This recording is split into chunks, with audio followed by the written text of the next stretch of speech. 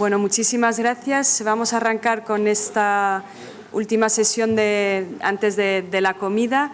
En este caso, vamos a tener ese cruce también que para nosotros es tan importante en el marco de estas segundas trobades, es decir, hablar bajo un mismo epígrafe, primero de la voz y la escritura de Samantha Novello, como camusiana, digamos, y por otro lado, por escritor helenista Pedro Olaya. Y aquí también quiero agradecer a una de nuestras colaboraciones este año, que son con los talleres aislados, con Mariona, el habernos también hecho invitar a Pedro aquí en las Trovades.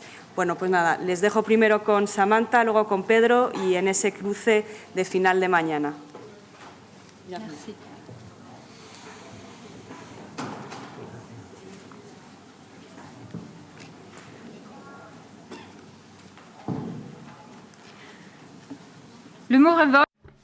La palabra rebelde en la diferente tipo y versiones política, fiscal, social, feminista, informática, ha ocupado el frente de los medios y la escena política de estas primeras décadas del siglo, desde las violentas protestas de los jóvenes en Inglaterra, en los suburbios franceses en 2005, la propagación de la Touareg en 2011, hasta movimientos de protesta muy violentos, indignados, Occupy Wall Street, Tea Party, Animus, Black Lives Matter, Pussy Riot, hasta los chalecos amarillos, para citar solamente algunos.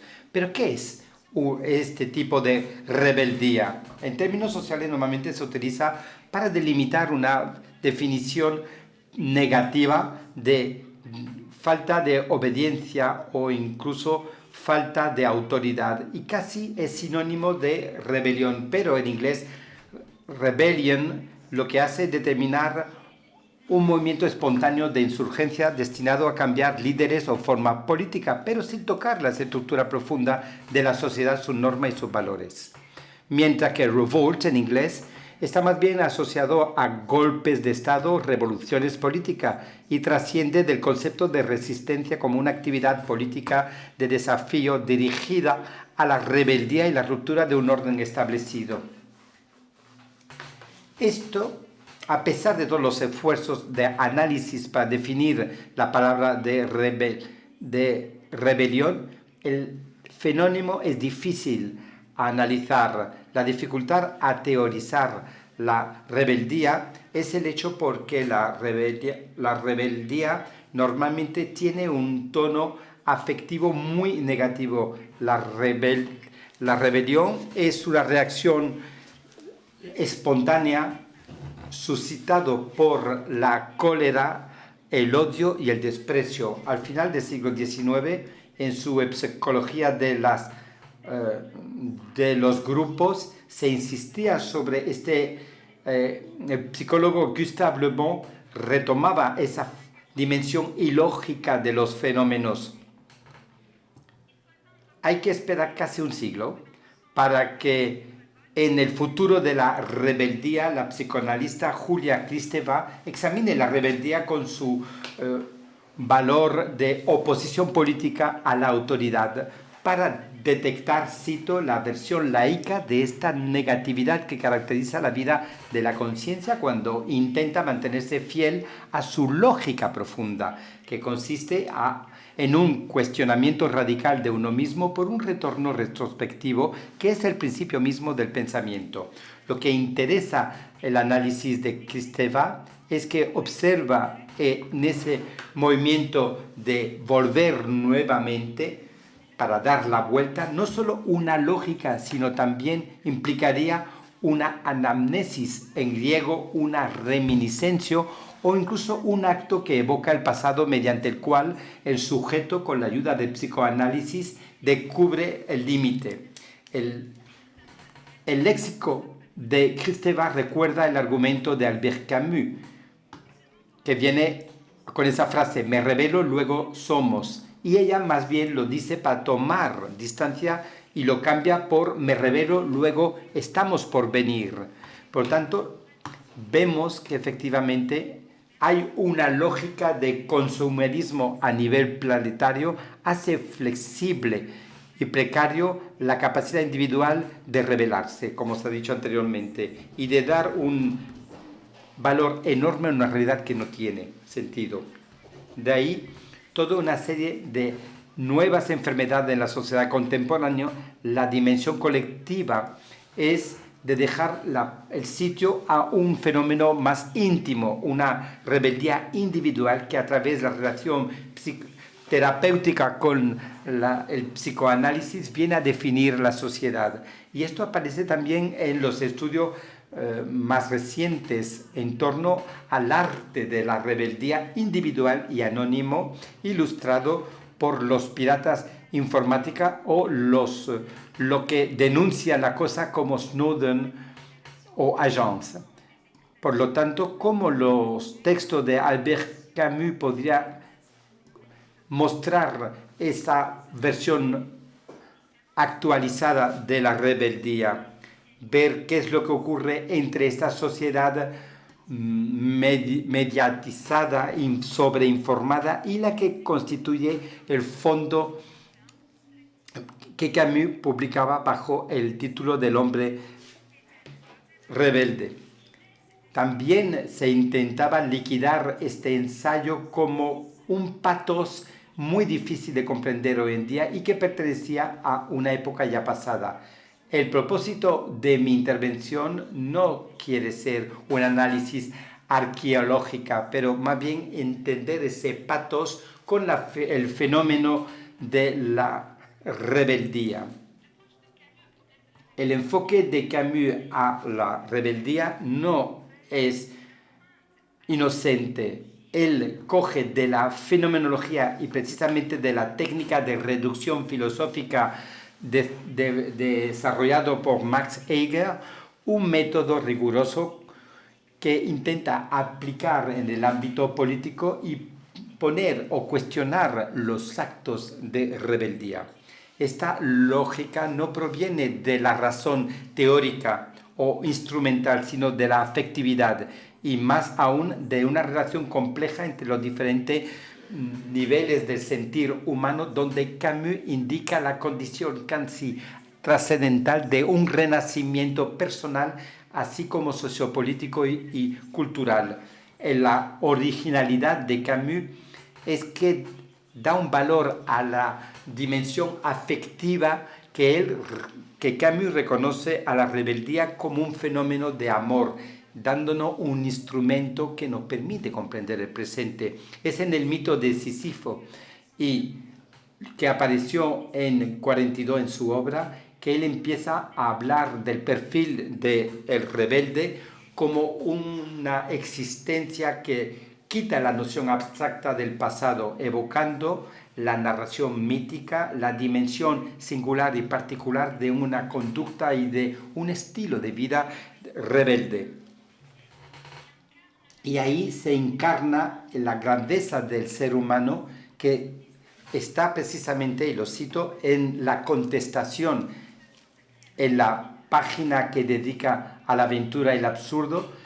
Esto reivindica la reivindicación del hombre contra su destino, que caracteriza el rebelde contra los conquistadores absurdo porque consciente de sus límites. En esa protesta aparece el no que el ser humano lanza contra lo que el fenomenólogo Marc Acher viene a evocar.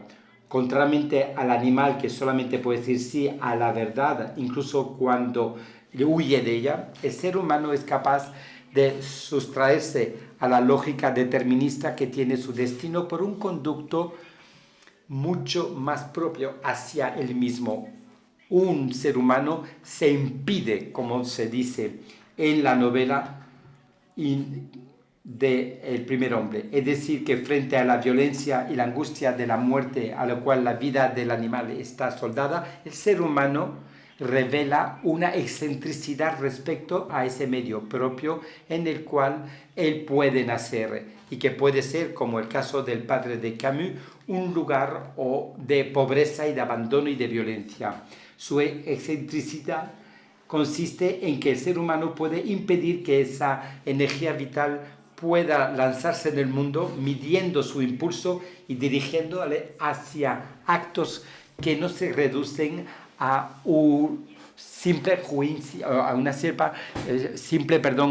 gozo, esa excentricidad del ser humano que le deja insatisfecho, se adivina en las páginas, por ejemplo, de la mujer adúltera de Camus, que está corriendo constantemente tras el dinero para poder proteger su condición mortal. Janine ahí siente que nada la puede proteger, cito, de lo que no es la necesidad más elemental. La rebeldía viene a trascender no solo la realidad concreta en un más allá ideal, lo que es típico de la actitud romántica o nihilista, sino trascender los objetos y el destino hacia una realidad que no es dada, y es lo que llama precisamente Camus una utopía o el reino, cito, de cierta vida libre y desnuda que podemos encontrar para volver a nacer como niño. En el Zaratustra de Nietzsche, esto se puede ver por la capacidad del ser humano de lanzar más allá de la humanidad la flecha de su deseo y de poder hacer vibrar la cuerda de su arco. Camus vuelve a coger esa imagen en su ensayo del hombre rebelde para evocar ese poder de los seres humanos como rebeldes de recrear libremente su destino, yendo más allá de cualquier determinismo nihilista. El arco se dobla, en la madera grita y ahí aparece una flecha recta, libre. Esta excentricidad del ser humano se puede ver también en este análisis de lo absurdo y se puede ver en el rechazo del romanticismo, de esta exposición de nuestra razón para especular sobre lo que no tenemos, para vivir de lo que te tiene. Y esto no viene a decir que consentimos a los hechos brutos que es propio de nuestro entorno, sino que la diferencia entre el comportamiento del ser humano y, por ejemplo, cogido por determinado gesto, es la capacidad del primero de ser extranjero frente a las normas sociales, políticas, económicas o culturales que rigen su entorno. Según el papel de Nietzsche, ese filósofo con martillo que rompe las normas, Camus califica todas sus construcciones de mentiras. Meursault, el extranjero, de su primera novela, es el que se niega a mentir. Mentir no es solamente decir lo que no es, sino también y sobre todo decir más de lo que existe. En lo que se refiere el corazón humano, decir más de lo que uno siente. El extranjero encarna una necesidad de sentir, atacado por una forma de suspender nuestro ser natural respecto al mundo. Esta puesta entre paréntesis de nuestra creencia y teoría, lo que los fenomenólogos aprenden époque, nos da un sentimiento de extrañeza y solo nos deja ante algo que no se puede poner entre paréntesis, el cogito, nuestra conciencia. Y efectivamente Camus está familiarizado para ir a las cosas por sí misma y cita el filósofo alemán Husserl entre esta familia de espíritu que se ha esforzado por impedir el camino real de la razón para encontrar los derechos de la verdad. Pero es más bien a la fenomenología de las emociones de Scheler a la que se dirige al desarrollar su noción de rebeldía absurda, como lo atestigua su identificación de la inteligencia con el corazón, tan pronto como lo intenta en 1942. En Camus, el corazón viene a dar una imagen afectiva, lo que no viene a decir que Camus suscribe el irracionalismo. Ya en la década de los 30, Camus lee Nature y forma la simpatía de Schiller y comparte el rechazo de lo que desarrollaba el neuropsicólogo Anthony Damasio. Schiller y Camus anticipa la crítica entre la separación del cuerpo y el espíritu reducido a la razón teórica, por la cual a mitad de los años 90 el neurólogo americano Anthony Damasio ya llamó el error de Descartes.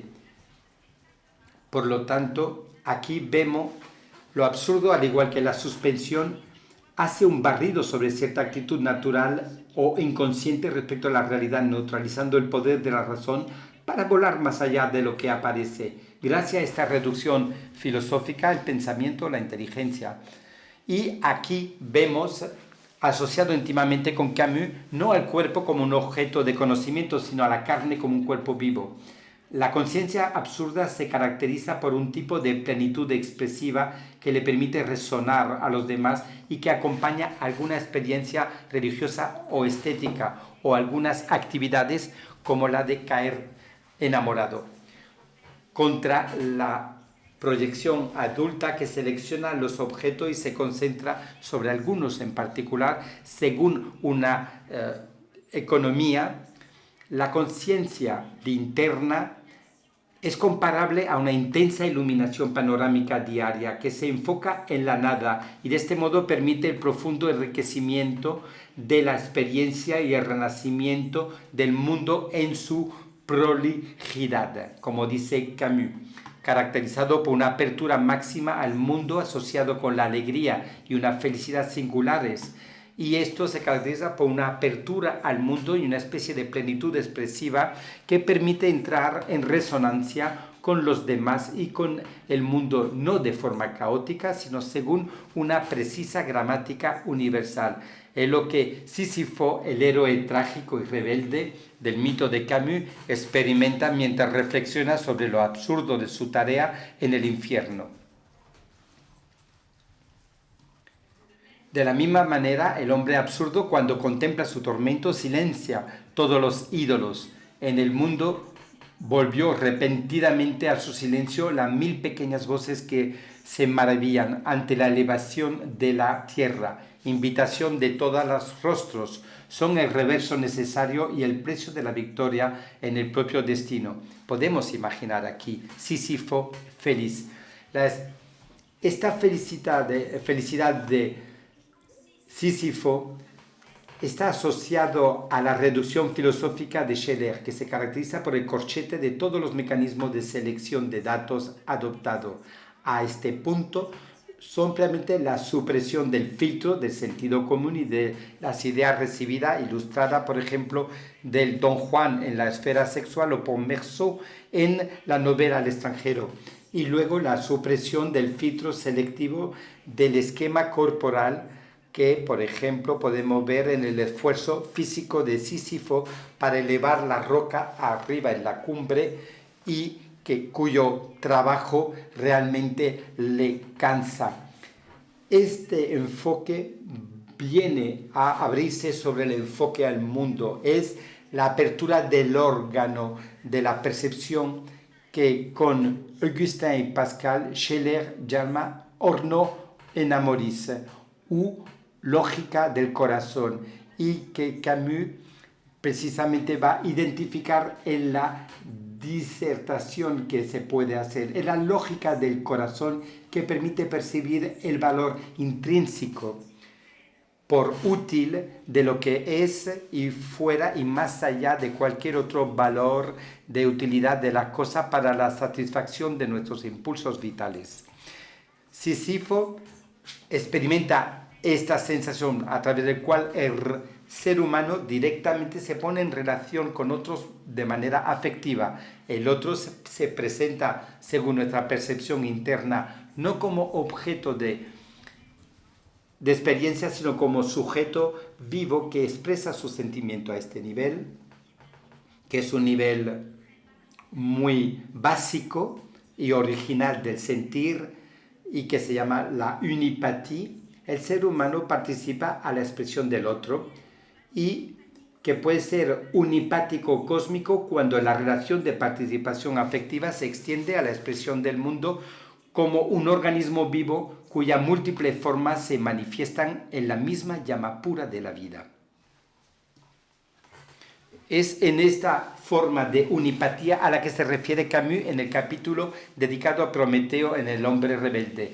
La mítica figura griega del rebelde no se puede confundir con la rebeldía metafísica moderna. y por lo tanto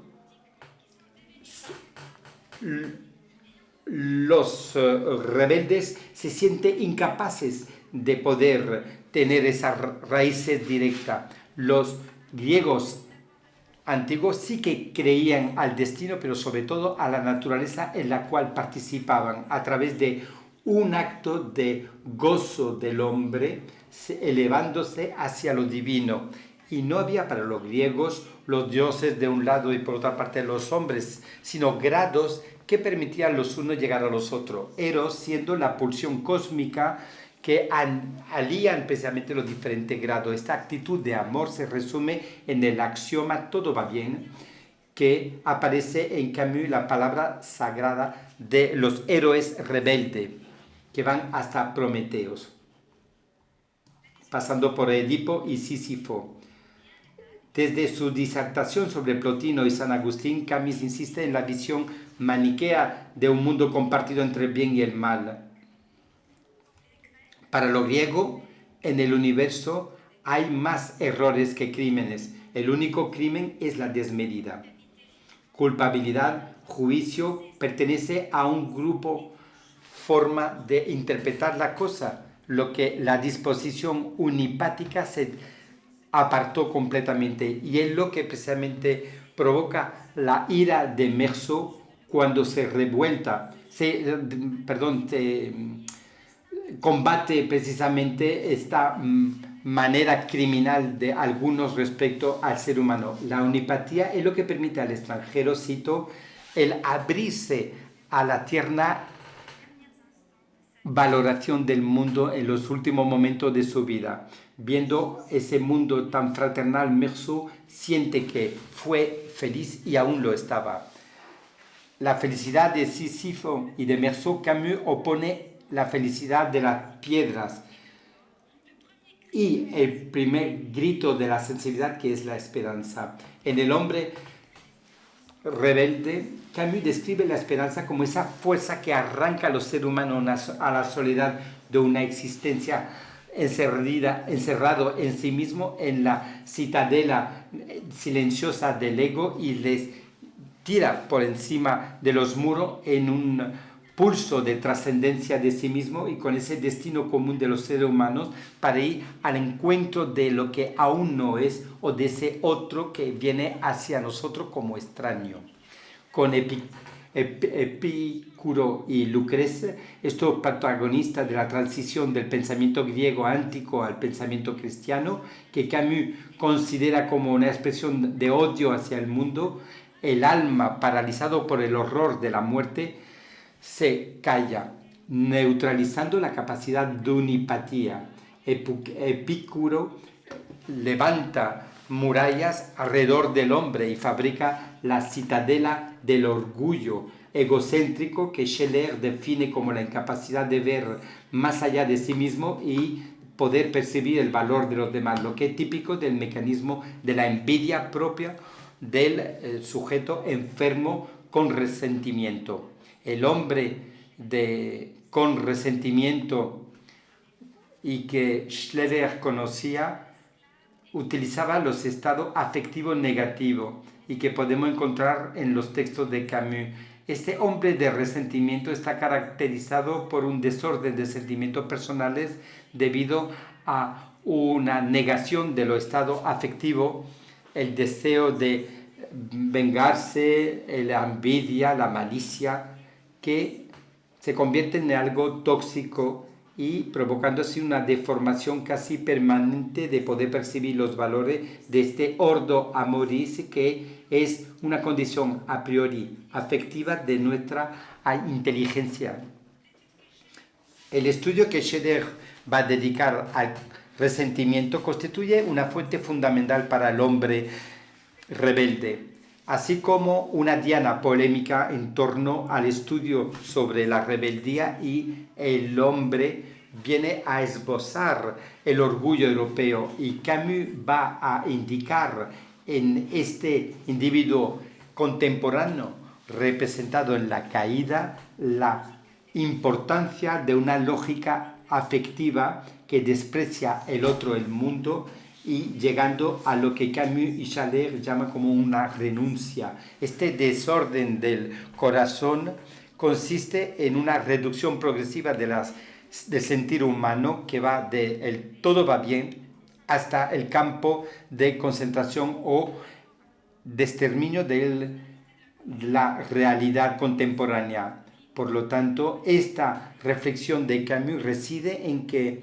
él, viendo efectivamente esas pulsiones y lleva a la comprensión del ser humano en sus hechos reales. Hay que recordar que lo que desarrolla Camus sobre la rebeldía está en un texto más breve tras la experiencia de la resistencia y que apareció en 1945 como observaciones sobre la rebeldía, y ahí refuta la tesis de Scherer como que toda rebeldía sería una reacción impotente y de sufrimiento.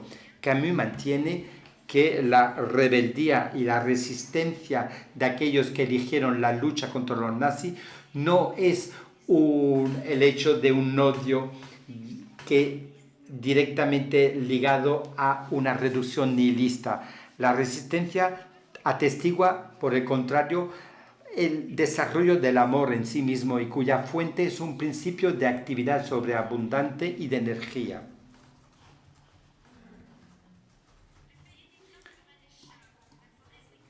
Las notas de himnos de René Char y su aforismo escrito durante la guerra y durante la lucha clandestina en el Maquis confirman hasta qué punto la experiencia en la residencia marcó una especie de reducción en la vida de los residentes, desmantelando las construcciones y fijaciones sociales del ego y permitiendo una relación renovada e íntima con la naturaleza y con los demás.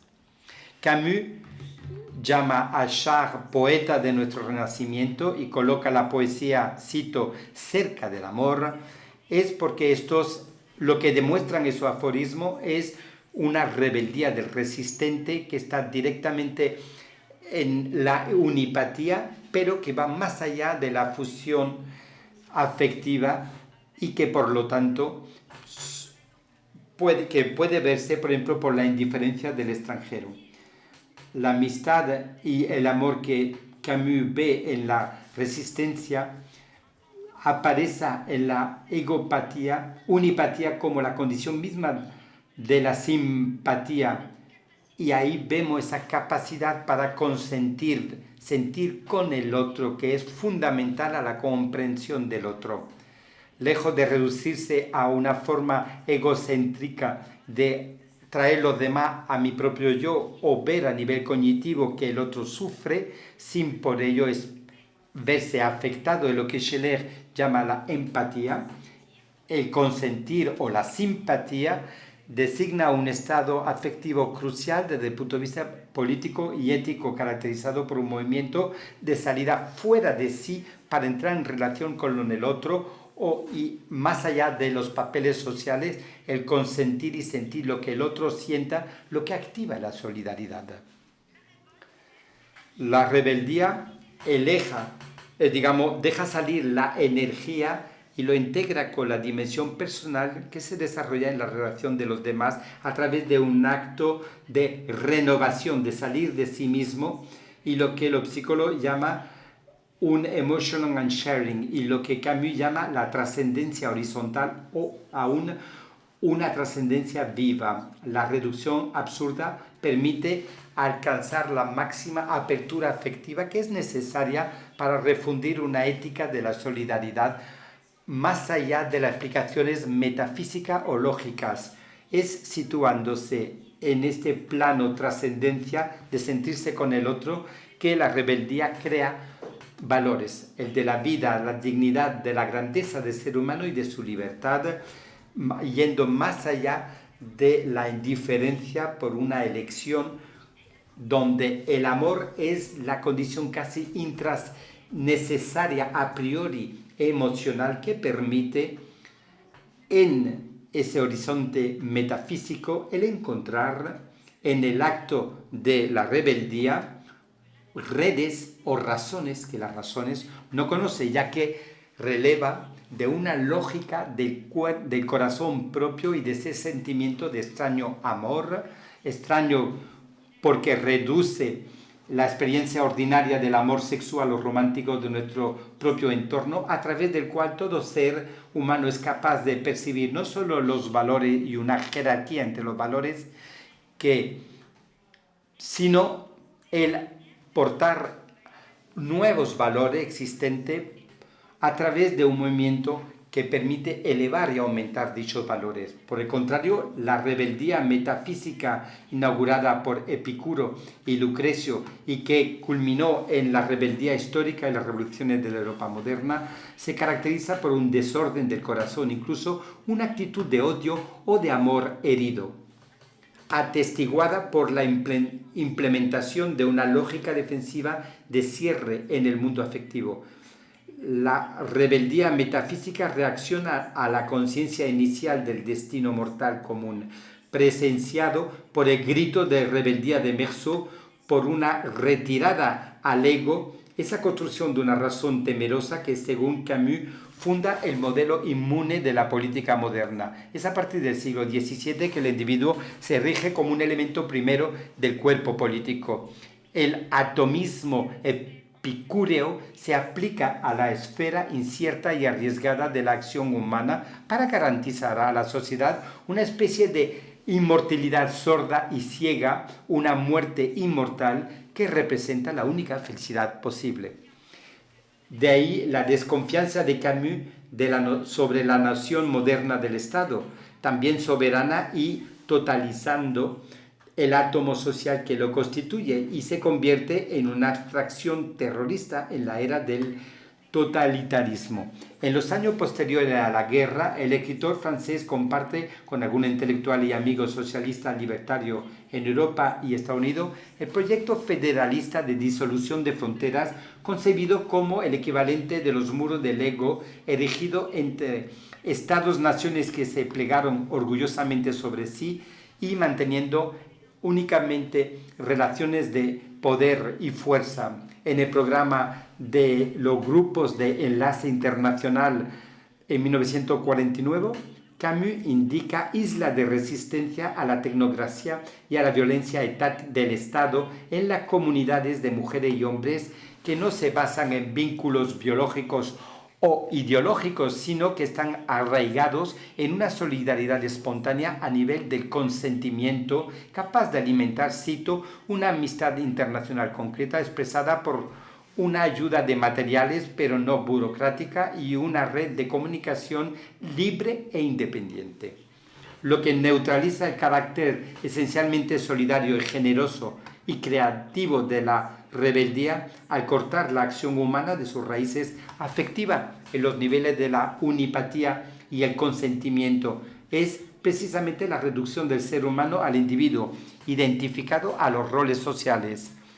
Operada sistemáticamente, por ejemplo, en los campos de exterminio nazi, esta reducción de la dimensión personal del ser humano al ser social conduce en la sociedad contemporánea a diferentes formas de desorden emocional, desde el sadismo hasta la psicosis, desde el narcisismo hasta la esquizofrenia o incluso a la anorexia o bulimia. Camus destaca el vínculo entre la sensibilidad contemporánea y la lógica de los sentimientos del Marqués de Sade, cuya incapacidad para simpatizar autoriza sentirse con los demás, autoriza la fabricación de los subhumanos y el exterminio de los seres humanos. Si la psicología contemporánea influenciada por la fenomenología de Schlerer se detecta en este desarraigo del ego social y la neutralización de los niveles de unipatía y el consentimiento de las claves para entender los estados psicóticos, en los escritos de Camus, el odio concebido como la oclusión de la capacidad de percibir los valores es la clave. La plaga o la peste, se refiere a una patología o perversión de la afectividad del hombre de masa y de la dignidad personal y totalmente cortado y eliminado de la vida impulsora. Este aislamiento egoísta está simbolizado por la ciudad y por tanto viene a explicar la conducta de las de las masas y la relación mimética entre la masa y su líder, su Führer, que es el objeto de estudios recientes sobre la nueva forma de fascismo. Camus conocía el estudio de Schiller que se conoció en Francia bajo el santo y el genio y el héroe, y se veía la diferencia, y aquí Camus viene a acercar un mimetismo, y a través del mito y del arte, en particular que Camus llama un arte sensible a todos, el artista puede provocar la reducción fenomenológica de la construcción egológicas y suscitar o provocar el arraigo de la conciencia en los niveles profundos de sentimiento y la elevación del hombre al nivel espiritual. La armonización de las diferentes formas de afectividad y la condición para crear un nuevo contrato social frente a una Europa y un mundo globalizado donde el ser humano está a nivel más bajo, el de los deseos y del gozo, desconectado de la simpatía y por lo tanto de cualquier forma de solidaridad. El problema puede ejercer, cito, el poder de influenciar una civilización, no rigiéndose como un profeta, sino a través de una conducta basado en una conducta anterior, basado en la sinceridad homérica, como dice. El artista encarna esa actitud que permite amar, y su apertura al mundo se refleja que no se compara con la mediocridad o burguesa, sino que designa la conciencia trágica y la conciencia rebelde de mantenerse. La rebeldía lo afirma, y el artista rebelde da testimonio de una libertad irreductible a la dimensión del bienestar e indica un método que consiste en una pasión carnal canalizada en el reclamo de la justicia, es decir, integrado por el reconocimiento del otro, a través de la participación a un esfuerzo común de armonización. Este artista, por lo tanto, va a dar testimonio de una libertad irreductible a la dimensión del bienestar, a la que el pensamiento liberal, utilitario y consumista pretende identificarla durante siglos, pero que consiste en una pasión carnal, unipatía, canalizada en el reclamo de la justicia, es decir, integrada por el conocimiento del otro, sentimiento. En 1955 Camus aplicó este método fenomenológico a la situación sociopolítica de la Europa contemporánea, indicando en la solución federalista los medios para dominar, cito, dominar los resentimientos que intoxican los cuerpos políticos. En una Europa contemporánea desgarrada por el resentimiento y el odio, depende de nosotros transmitir este legado sin voluntad del artista rebelde. Muchísimas gracias.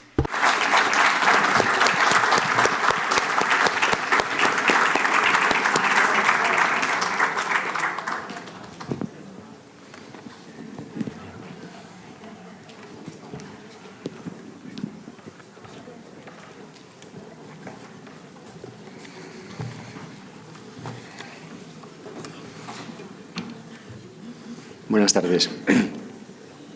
¿Se me escucha bien? Bueno, yo no soy un experto en la obra de Camus.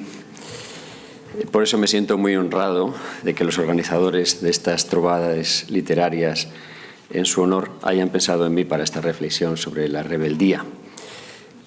Mi aportación vendrá, pues, desde el lado de la literatura y desde el lado del pensamiento, porque la rebeldía, la ética, la política y el humanismo han estado siempre muy presentes en todo lo que he escrito y, para mi sorpresa, en un sentido sorprendentemente próximo al sentir de Camus. En su memoria, pues, virán estas reflexiones sobre la rebeldía como actitud humanista que he titulado Las raíces del no, y que confío humildemente en que nos sean de alguna utilidad. El ser humano empieza a ser libre cuando aprende a decir no. No es la más rotunda de todas sus palabras, más rotunda aún que el sí. porque en el sí puede caber un pero que ponga condiciones a la aceptación. En cambio, no es no. Es la palabra con la que queda declarada la rebeldía, la palabra con la que comienza la conquista de la libertad y, en algunas ocasiones, de la dignidad. ¿De dónde viene en realidad el no? ¿Qué lo provoca y qué lo fundamenta? ¿Contra qué se dirige? Todo no proviene del intento de establecer un límite, del impulso de establecer un límite, de oponerse a una voluntad que trata de oponerse sobre otra, de imponerse sobre otra, más bien. Todo no es, pues, una toma de partido, una negación que simultáneamente afirma y defiende lo que queda dentro de la frontera que establece. Si lo que salvaguarda el no es una voluntad, entonces defiende la libertad. Si lo que salvaguarda, en cambio, es un valor, defiende además la dignidad. Detengámonos por un momento en esta reflexión sobre la libertad y la dignidad, antes de seguir adentrándonos en la rebeldía. La libertad, en su estado más puro, defiende sobre todo la voluntad de obrar, por lo que entraña un peligro inherente, no siempre fácil de advertir, que dejada a su antojo y llevada al extremo, la libertad suprima la justicia y los valores. A partir de cierto punto, la libertad de cada uno conquista su terreno a costa de la ajena, por lo que su mejor aliado puede llegar a ser la fuerza. La fuerza es, en efecto, el no más extremo que establece los límites de la libertad.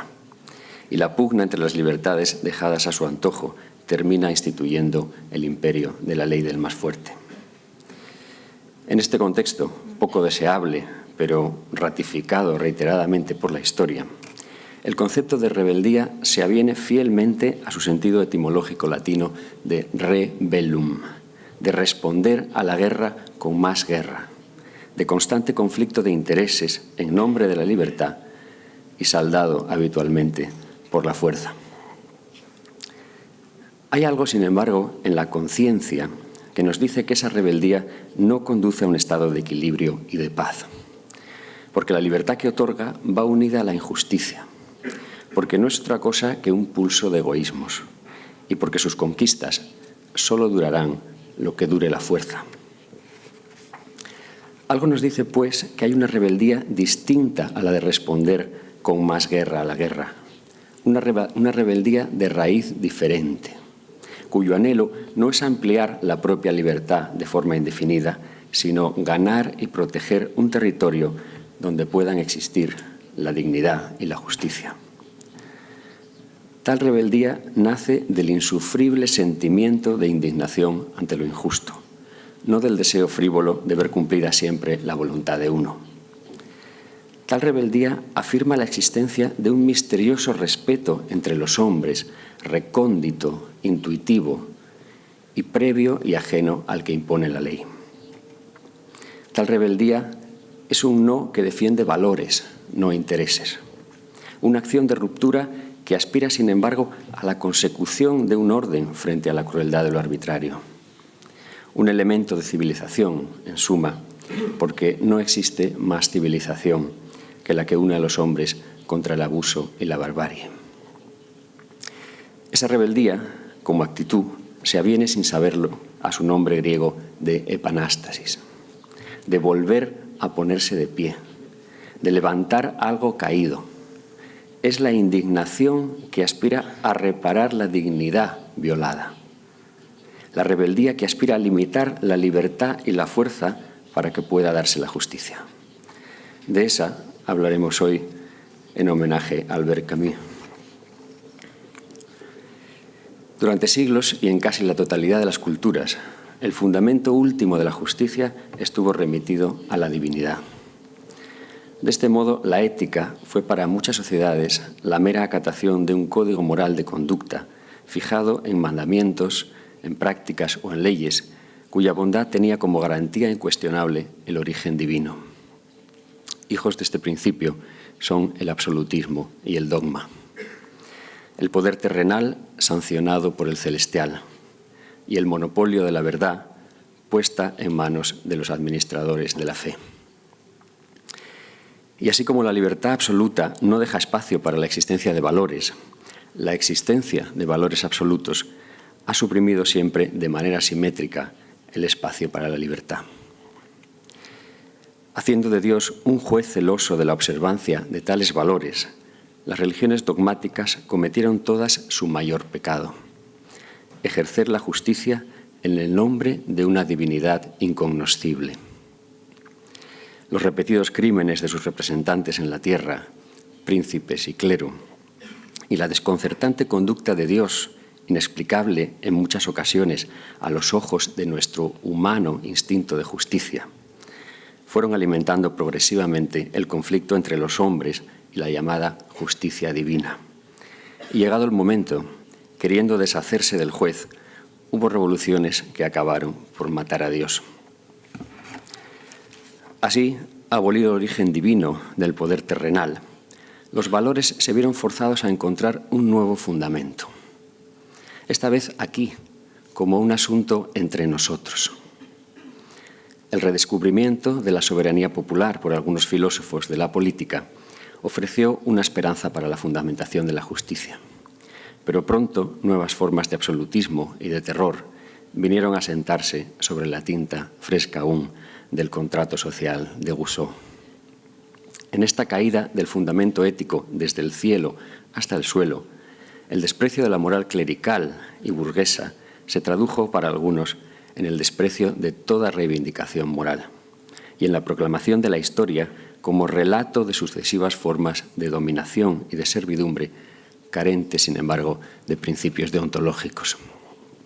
Es decir, en su caída, la ética llegó en algunos momentos hasta el nihilismo, una visión del mundo que, asumiendo el mal de la historia, acabó justificando nuevos sistemas de opresión totalitaria.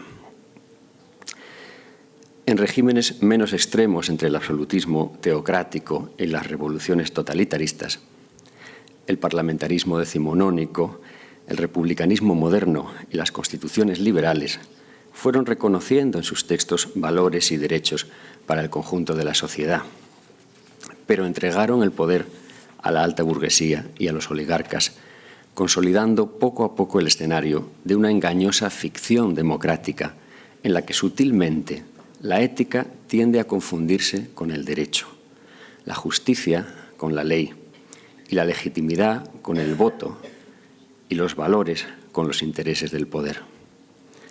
En esa ficción, abramos bien los ojos, es en la que vivimos hoy.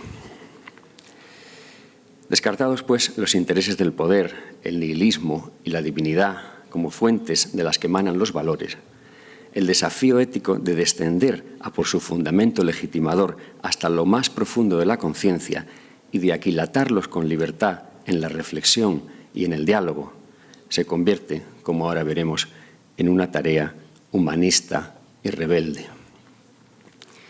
Es humanista porque la ética, entendida no como acatación de un código moral establecido, cualquiera que éste sea, sino como ejercicio crítico y responsable de la libertad, es un ejercicio humanista que necesita del cultivo de nuestras cualidades de raciocinio y juicio, de nuestra sensibilidad y de nuestra empatía, de nuestra facultad de comunicación, de nuestro interés por el conocimiento y la virtud, y que en última instancia apuesta por la capacidad del ser humano para elegir lo bueno, atendiendo a razones que se fraguan en su propio interior.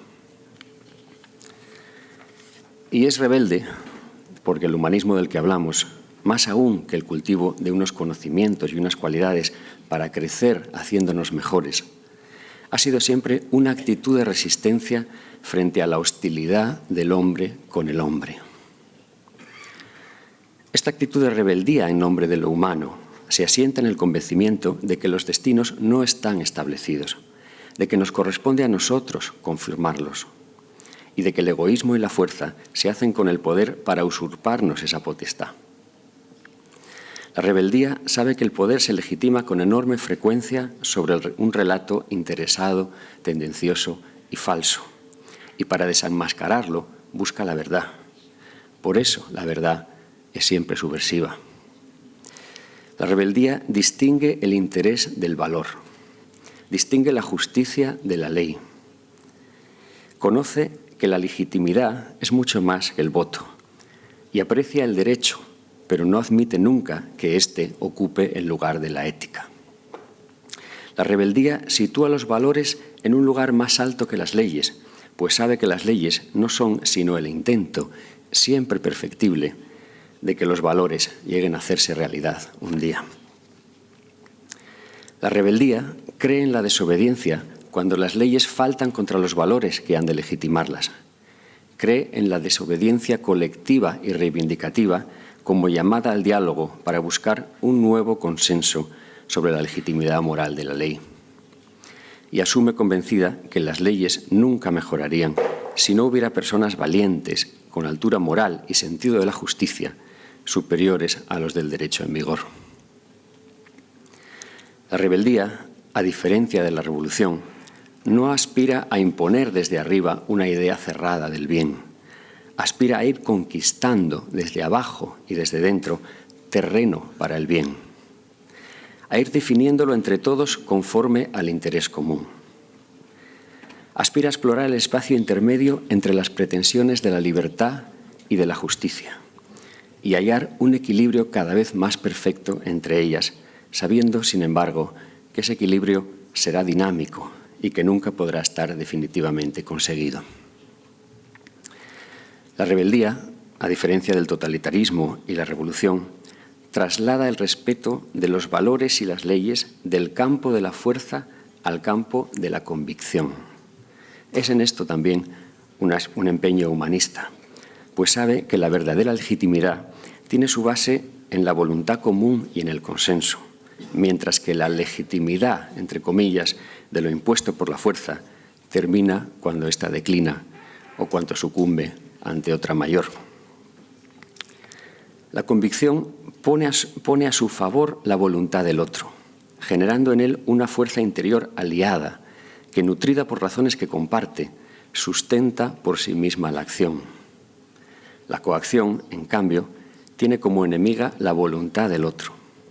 Y si esta última cede, es por debilidad, por necesidad, acaso por prudencia, pero nunca por convicción.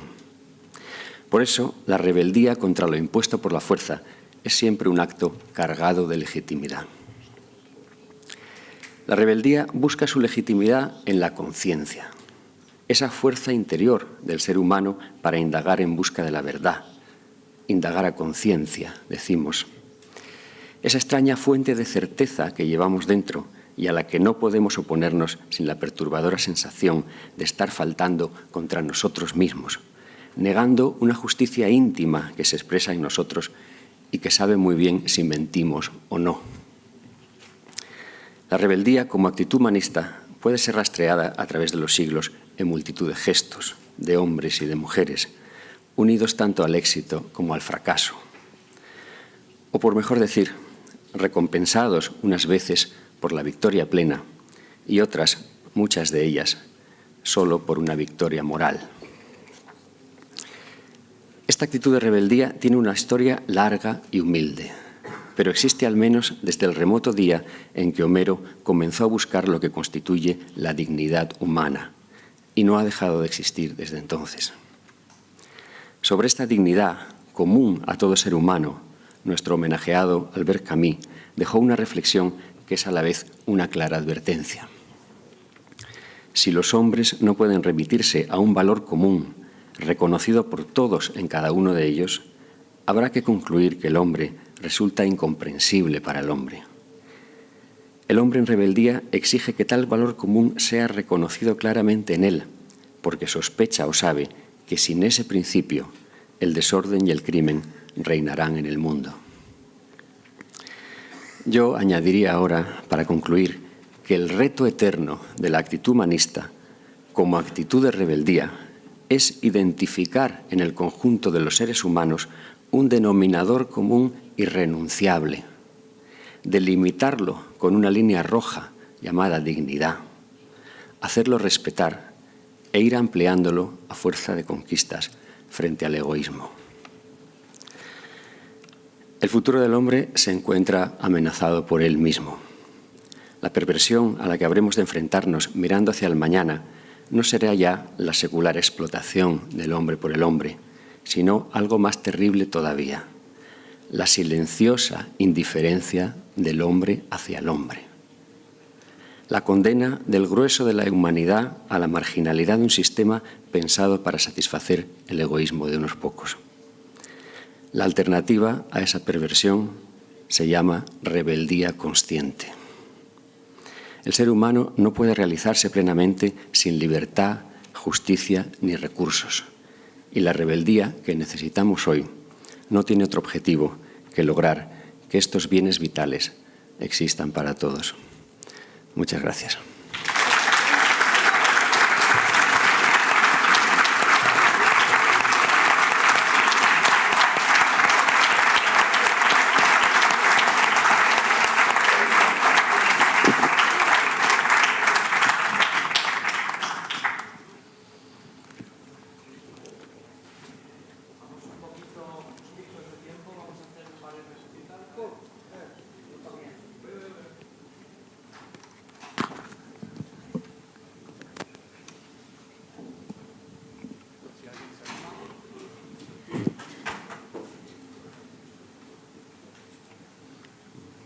¿Podemos empezar? Si puedo hacer yo una pregunta para romper el hielo. ¿Tienes micrófono tú? Sí, no sé si está abierto o si se me oye. ¿Está abierto? Sí. Sí, para romper el hielo, digo. Quería preguntarle a Samantha su opinión sobre el origen o sobre el fundamento de la conciencia en el torno del tema en el que estamos hablando. ¿Es una prerrogativa cerebral o es también una prerrogativa del corazón?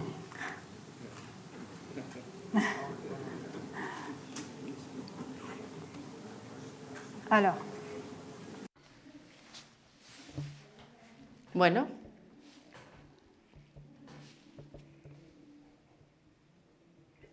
El término corazón en Camus es complejo. Se refiere tanto a una inteligencia de acción, porque nos permite reconocer el valor de las cosas, de los demás, pero también es afectivo.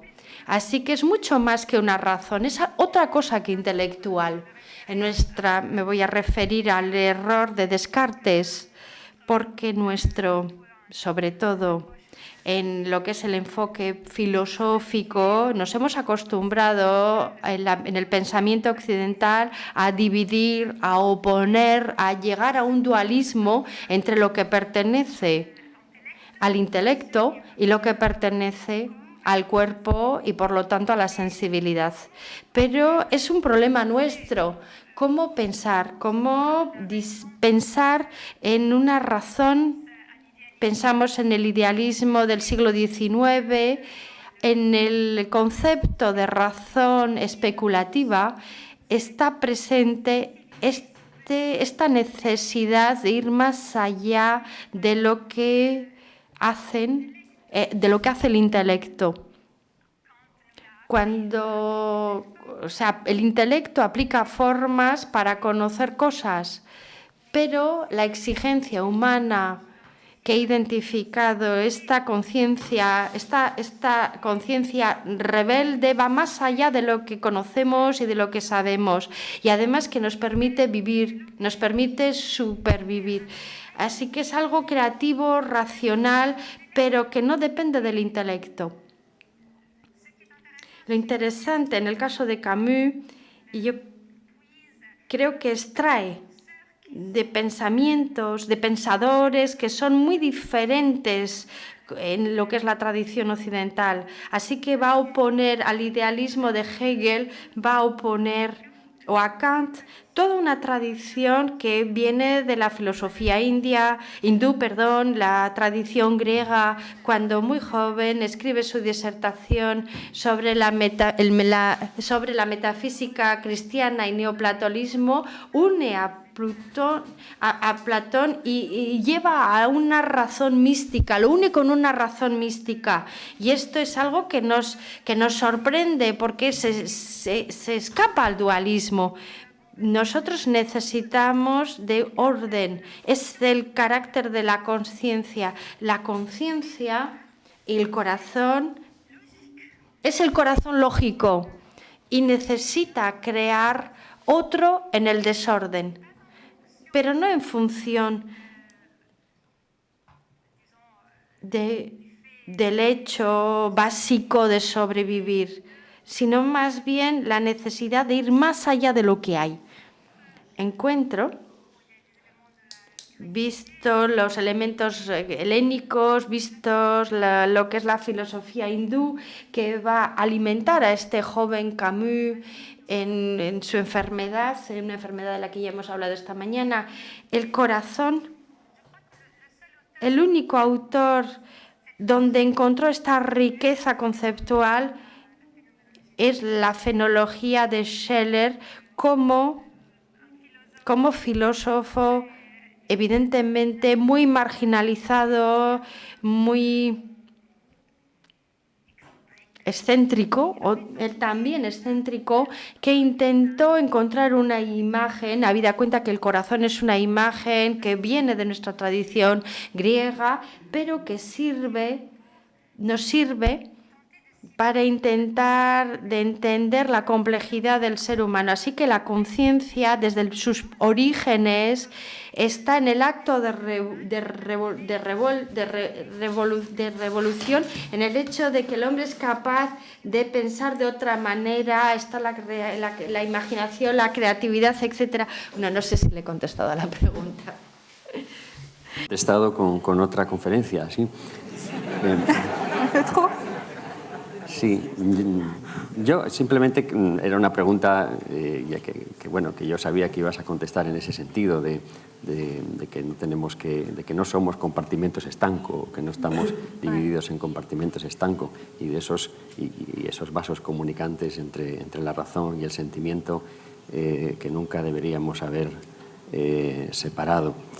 En ese sentido creo que si queremos avanzar realmente, además de ahondar en el sentido de la justicia, deberíamos también ahondar en el sentido de la piedad.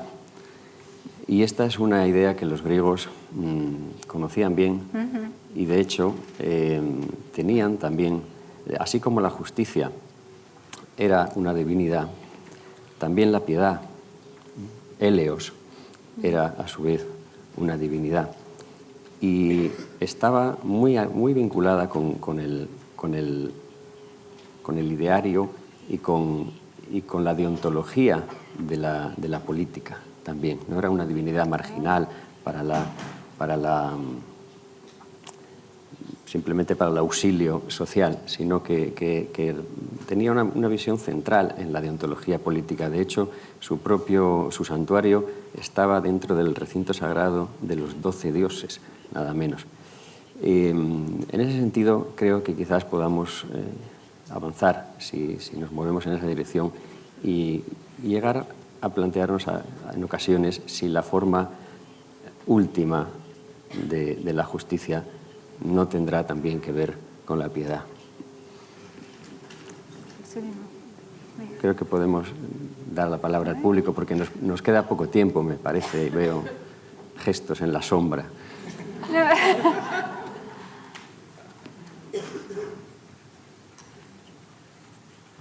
Hola. Bueno, yo solo quería hacer una pequeña reflexión sobre las dos conferencias y lo que habéis dicho.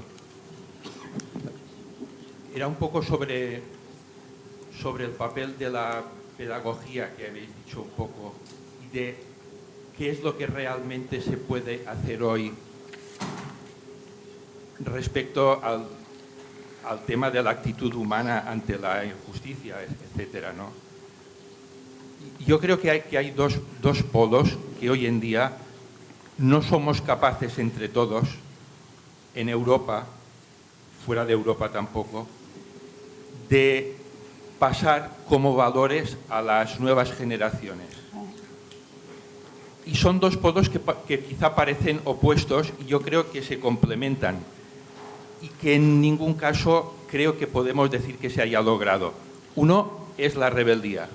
Creo que no somos capaces de crear una juventud rebelde.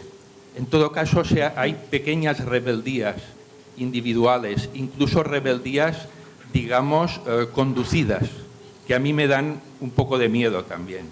O sea, aquellos rebeldes provocados por gente que le interesa que haya una rebeldía, digamos, adecuada a determinados intereses, incluso una rebeldía de la moda, de muchas cosas.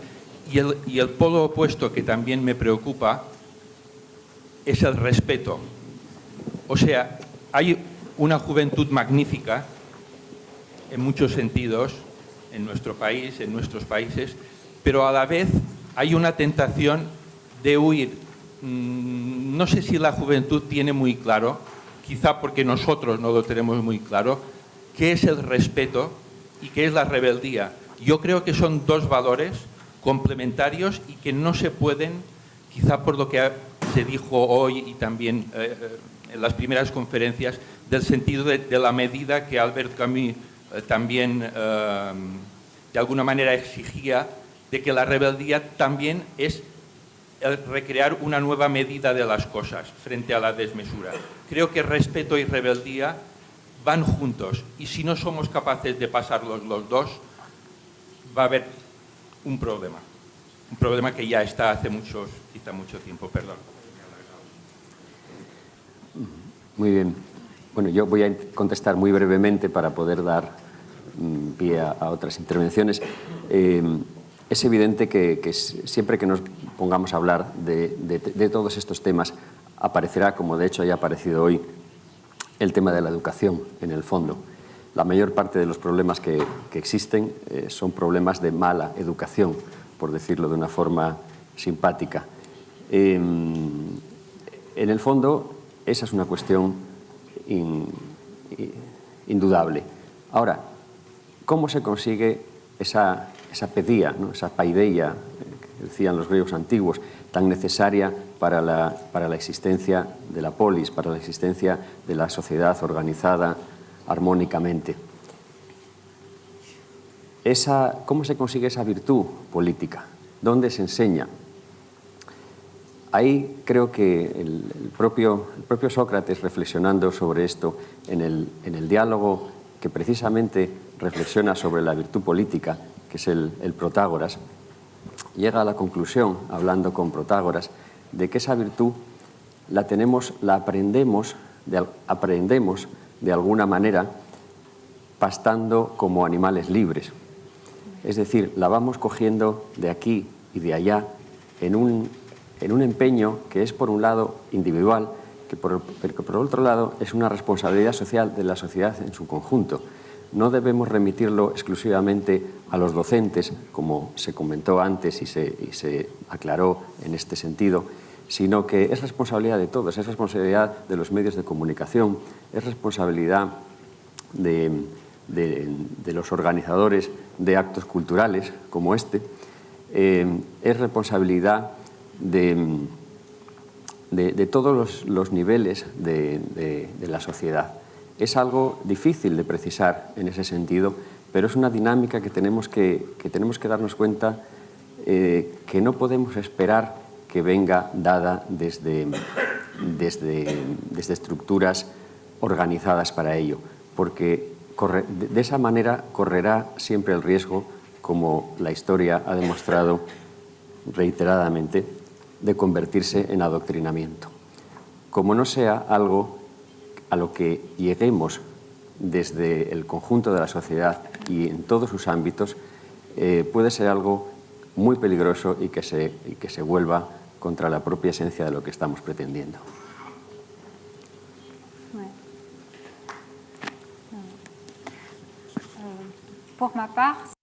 Por mi parte, estoy totalmente de acuerdo y pienso igualmente aportar mi experiencia como profesora de instituto, y lo que observo es que yo soy profesora en Italia y es una situación diferente, lo decíamos antes, una situación política que empieza desde la escuela y desde alguna manera se intenta comprender la pedagogía como una noción de valores, pero si puede formar un ciudadano capaz de respeto que empieza realmente no por una transmisión o llenando la cabeza de los jóvenes, sino, y lo decía anteriormente, de mimetismo positivo, es decir, dar ejemplos.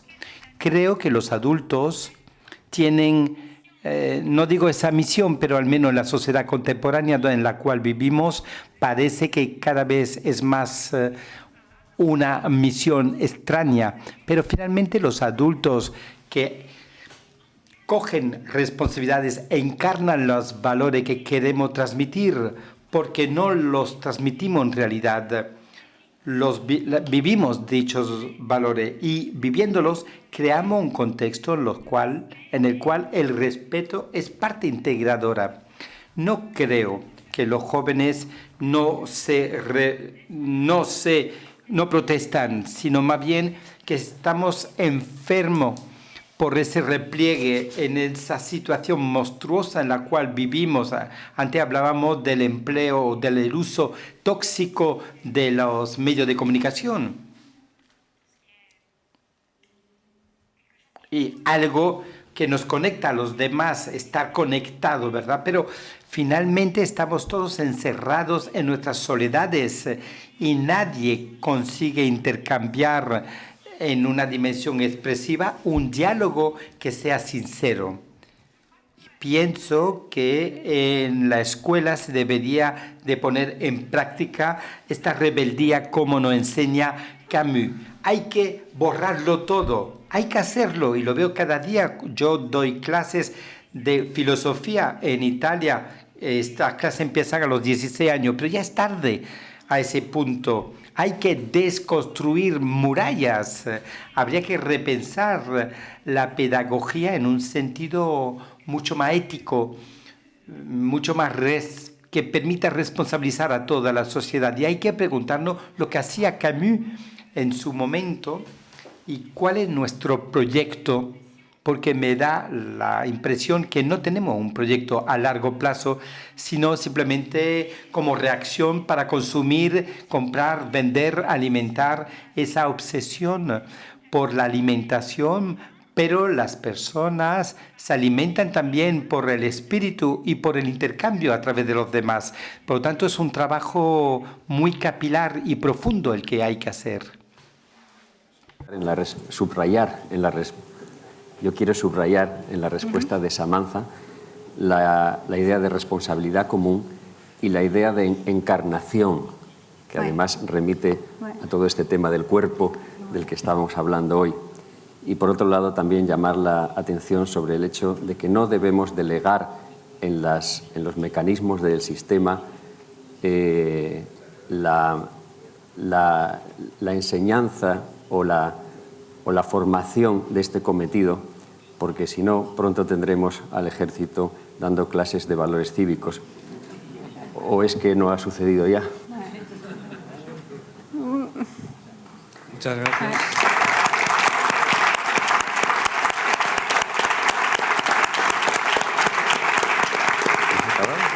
Muchas gracias. Cronos, el implacable, está con nosotros. Tenemos que ir a comer. A las 4 reiniciamos con Philippe Banet y Elias Sambar. Y aquí os esperamos a todos. Nada, no nos han dejado hablar nada. No, mi dispiace, ho preso troppo tempo. Beh,